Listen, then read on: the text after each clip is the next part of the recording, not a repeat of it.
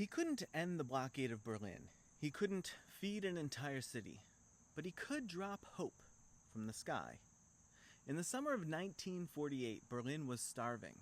After World War II, the city had been split between Allied and Soviet control. But Stalin wanted it all.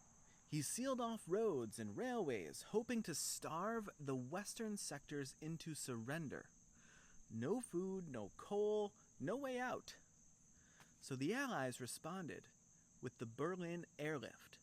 Hundreds of planes flying round the clock, delivering life from the air. One of those pilots was a young man from Utah named Gail Halvorsen. To most, he was just another cargo pilot, among many. But one afternoon, on a break between flights, he wandered to the edge of Tempelhof Airport and met a group of German children standing behind a barbed wire fence. They didn't beg, they didn't cry, they just stood there, quiet and polite, watching the planes. Halvorsen was moved. He reached into his pocket and handed them 2 sticks of gum that he had. They broke them into pieces and shared them among dozens of hands. Even the wrappers were passed around just to smell the sweetness.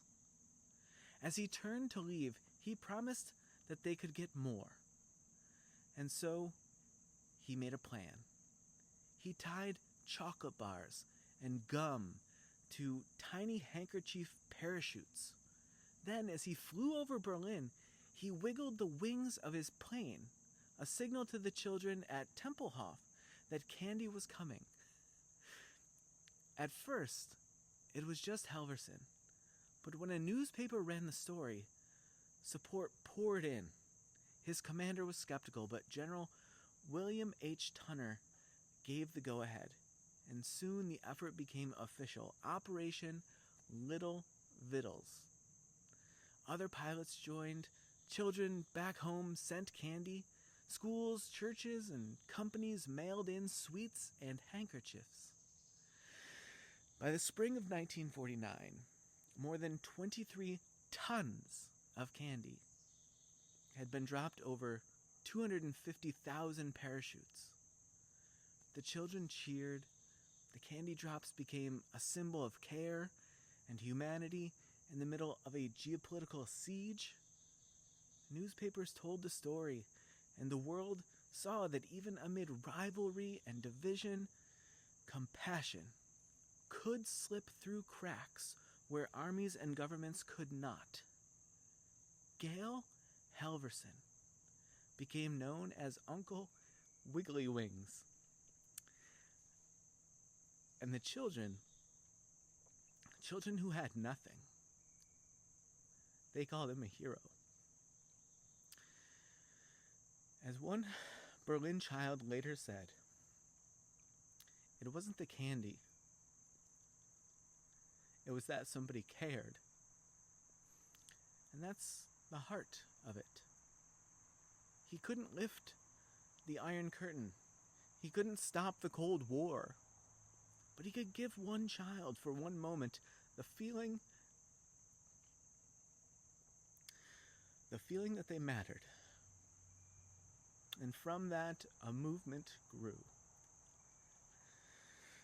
Today, in 2025, it can feel like our world is locked down again by anger and fear and injustice.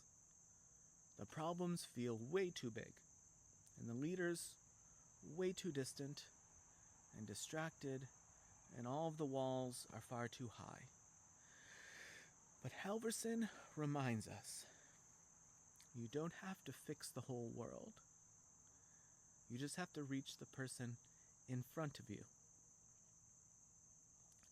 The smallest acts, when done with love, can shift the emotional weather of an entire city. So here's a question. When the skies are heavy and the world feels cold, what's the candy in your pocket? And who is waiting for it?